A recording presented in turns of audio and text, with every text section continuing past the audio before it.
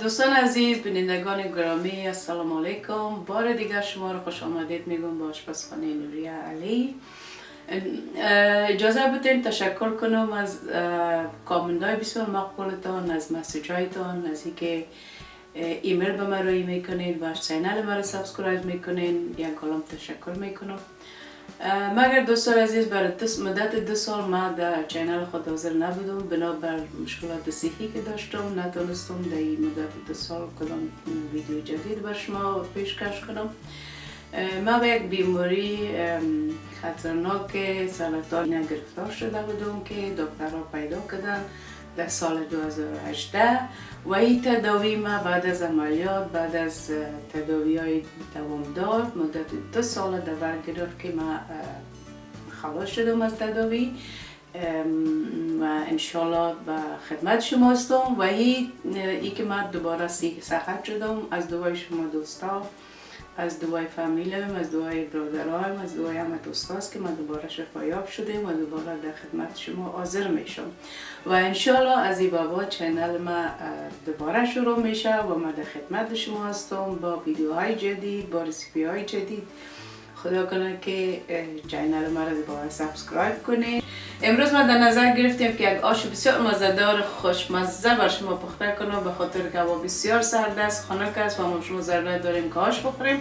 البته این آش از ولایت بدخشان ما شماست که بسیار آش مزه‌دار و خوشمزه است که ما چیزایی که بر پخته کردن از این آش ضرورت داریم عبارت از خود آش است که تقریبا 1 زغال خمیر آش کشیدیم، پیاز است 1 دانه پیاز، جرمی 3 دانه، گشنیز تازه 1 دسته، نخود جوش داده نرم شده 1 پیاله، ماست 1 پیاله و مواد خشک ما عبارت از نمک است، زردچوبه است، مرچ سیاه، گشنیز خشک و مرچ تازه و سیر است. همچنان در اینجا ما به خاطر میخوام یه ذره آش تندتر و مزه‌دارتر بیاید، کمکی از مرچ خشک دانه‌دار و همچنان نانای خشک تازه نانای خشک استفاده میکنم. البته اینجا ما آلو بخارا را تر کرده ماندیم. در آش بدخشی از زردآلو استفاده میکنن، چون ما زردآلو در دسترس نداشتم از خاطر ما آلو بخارا اینجا تر کرده ماندیم و همچنان در اینجا 1 پیاله آرد ماندیم که ایرا آرد ما کمک خمیر میسازم و در آش خود میدازم کاش یک کمک تیره تر شوه. اگر شما خوش ندارید میتونید نندازید.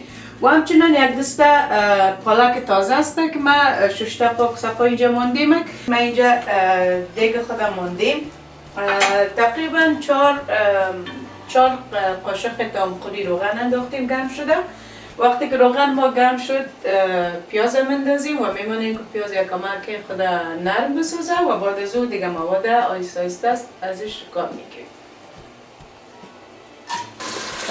پیاز وقتی در روغن انداختیم نمیخوایم که زیاد سرخ شود، اما میخوایم که پیاز یک کمک خود نرم بسازه. پیاز به می مقداری که خود نرم کرده صحیح است. این حال ما بانجورمی رو که ریزه کردم بالای پیاز خود میندازم و تقریبا مدت 5 دقیقه میمانم که بانجورمی خوب در امر پیاز لواب شود.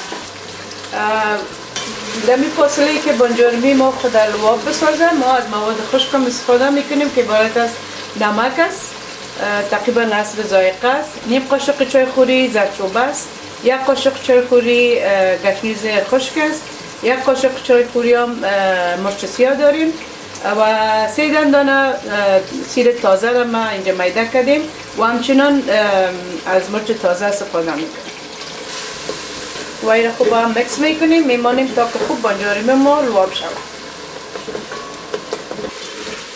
دوستان عزیز، بانجورمی ما خوب سای لواب شده. وقت رسیده که من پالک تازه را دستش میندازم و پالک امرای امی لواب بانجورمی پیاز خوب شور میده و هم مکس شود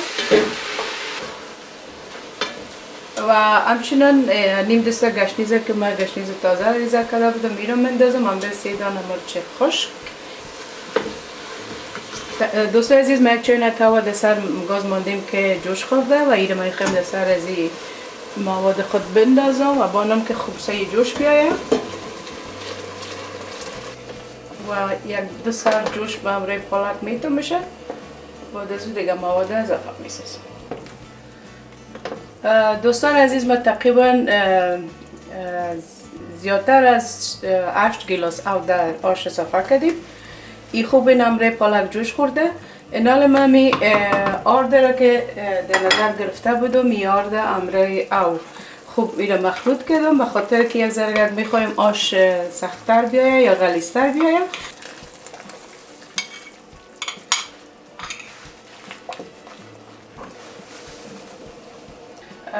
دوستان عزیز، ما وقتی که آرد همراه آب مخلوط کردم برای غلیظ شدن آش انداختم، تقریبا مدت 5 دقیقه ماندم که خوب جوش بخوره.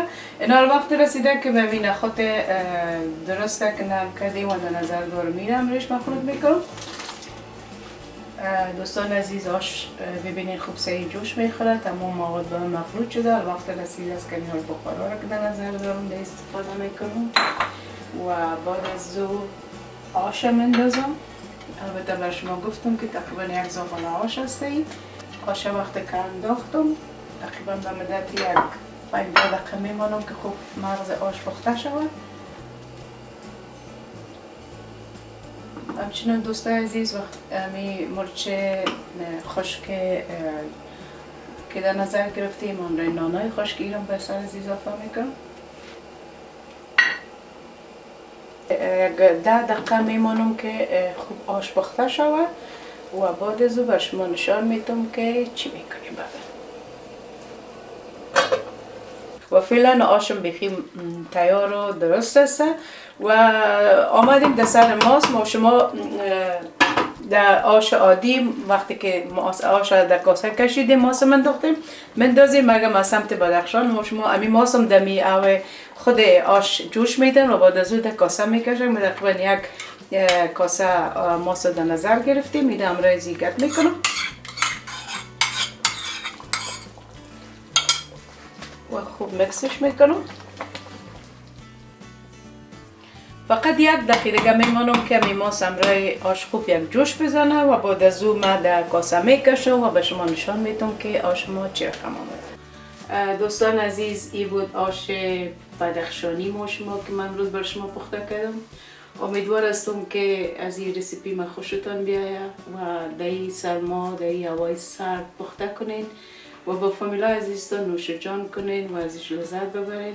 امیدوار هستم که چینل ما را سابسکرایب کنین. باز هم یک عالم تشکر شما میکنم. انشالله تا ویدیوی بعدی همه شما عزیزا را به خدای پاک میسپارم. خداحافظتان. نوریه.